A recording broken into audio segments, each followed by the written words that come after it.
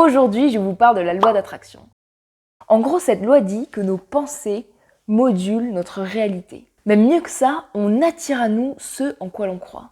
Pour schématiser, on émet tous des vibrations de par nos pensées, de par nos sentiments, de par nos convictions profondes, et on attire des vibrations identiques. En gros, si tu vibres l'abondance, tu vas connaître l'abondance. Si tu vibres le manque, tu vas connaître le manque. Bon, je vous donne un exemple un peu plus concret. Si vous vous rendez à un entretien d'embauche avec l'intime conviction que vous n'allez pas être retenu, il y a très fort à parier que vous ne serez effectivement pas pris, même si vous présentez un super CV et toutes les compétences requises. Pourquoi ? Parce que vous allez présenter un tel manque de confiance en vous que la personne en face, elle va se dire...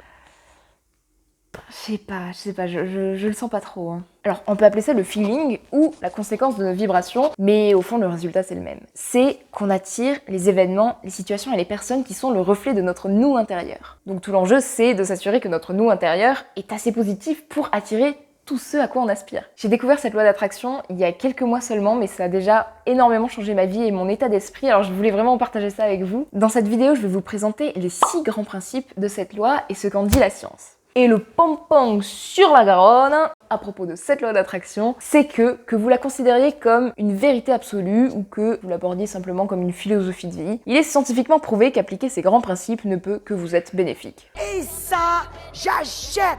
On célébrerait pas ça avec un petit thé ?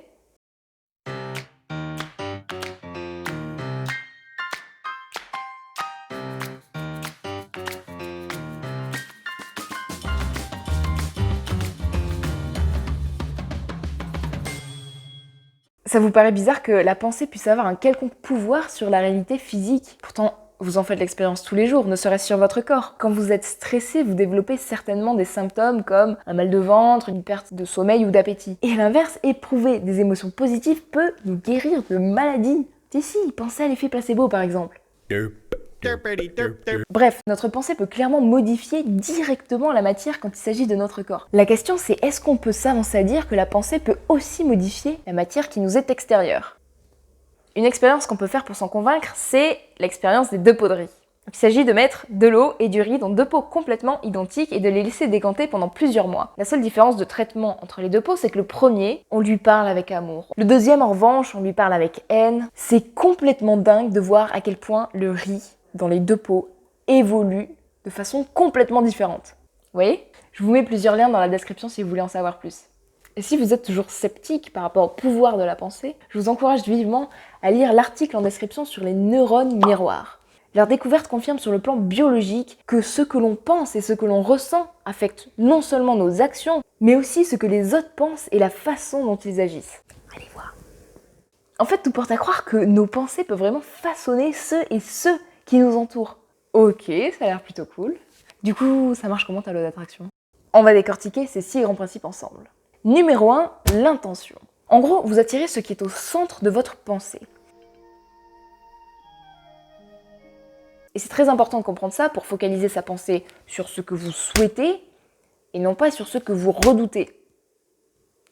Parce que quand vous posez une intention, la négation n'est pas comprise. Un exemple très simple, vous allez tout comprendre. Si je vous dis « ne visualisez pas un chat noir avec un nœud papillon bleu ».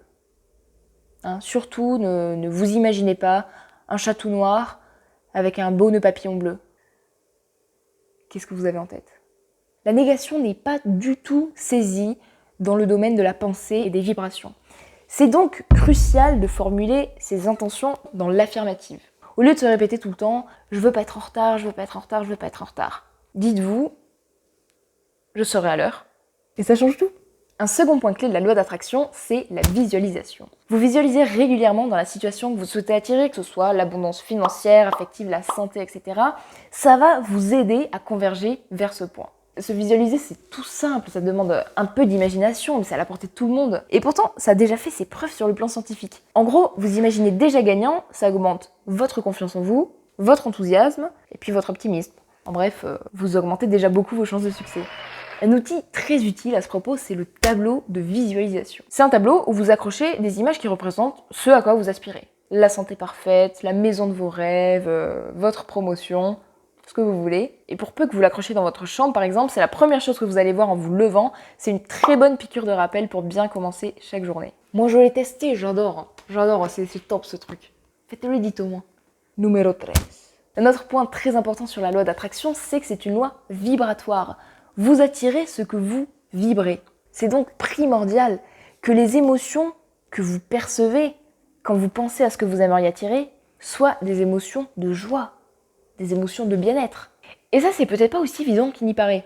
Et c'est peut-être pour ça que c'est difficile de maîtriser la loi d'attraction. C'est qu'il peut y avoir une différence entre ce que vous souhaitez mentalement et ce que vous vibrez vraiment. Je m'explique avec un petit exemple. Si une personne de classe moyenne aspire à gagner beaucoup d'argent, mais qu'au fond d'elle-même, elle vit avec la conviction, potentiellement inconsciente, que la richesse n'est destinée qu'aux personnes issues de familles aisées. Elle n'attirera pas l'abondance financière, même si elle se visualise tous les jours en train de recevoir un gros chèque ou une promotion. Parce qu'en vérité, elle a la conviction profonde qu'elle n'est pas faite pour connaître la richesse. Donc il y a vraiment une différence entre ce qu'elle veut et ce qu'elle vibre. Et du coup, c'est vraiment intéressant d'apprendre à s'écouter suffisamment pour comprendre et travailler sur ces croyances limitantes qu'on a au fond de nous et qui nous freinent dans la réalisation de nos rêves. On en est où, Passepartout ? Numéro 4 donc, l'ingrédient qui fait la diff. Poser des intentions et vibrer positif, ça nous permet d'attirer des circonstances favorables dans nos vies. Et ça, c'est déjà top. L'autre, top. Mais il se passera rien si on ne saisit pas les opportunités qui se présentent à nous, même s'il y en a une farandole. Alors n'oublions pas de passer à l'action. Numéro 5, la confiance. Agir oui, se prendre la tête non. Une fois que vous avez posé vos intentions, lâchez prise. Faites confiance en la vie pour vous apporter tout ce dont vous avez besoin. Et soyez patient. Ça vous viendrait pas à l'idée de déterrer une graine que vous venez de planter juste pour vous assurer qu'elle est bien en train de pousser. Bon bah faites pareil avec la loi d'attraction. Restez serein, continuez de vous visualiser dans la réussite, sans l'ombre d'un doute, sans échec. Ça va venir. Et le dernier point, cultivez la gratitude. Sentez-vous heureux et reconnaissant pour ce que vous voulez attirer, comme si vous l'aviez déjà. Le sentiment de reconnaissance est un sentiment extrêmement fort. D'ailleurs, je pense pas qu'il y ait de meilleur catalyseur au bonheur que celui-là. Voilà, vous connaissez désormais les grands principes de la loi d'attraction. Et pour moi, ça a vraiment été une énorme découverte, notamment parce que j'ai compris que l'essence de notre vie commence dans nos pensées, et pas seulement dans nos actions. Si vous voulez, c'est comme quand on construit une maison. Avant de placer les briques, avant même de dessiner le plan de la maison, on l'imagine. Et c'est ça qui détermine tout le reste. C'est l'image qu'on s'est créée dans notre tête et tous les possibles qu'on s'est autorisé à envisager. Donc maintenant, quand j'imagine ma vie, j'ai plus envie d'y voir des limites ou des négations. Place aux possibles et aux belles réussites. C'est ça qu'on aime.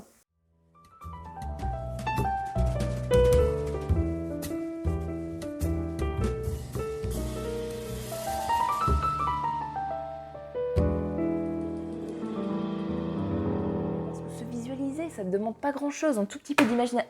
Ah putain.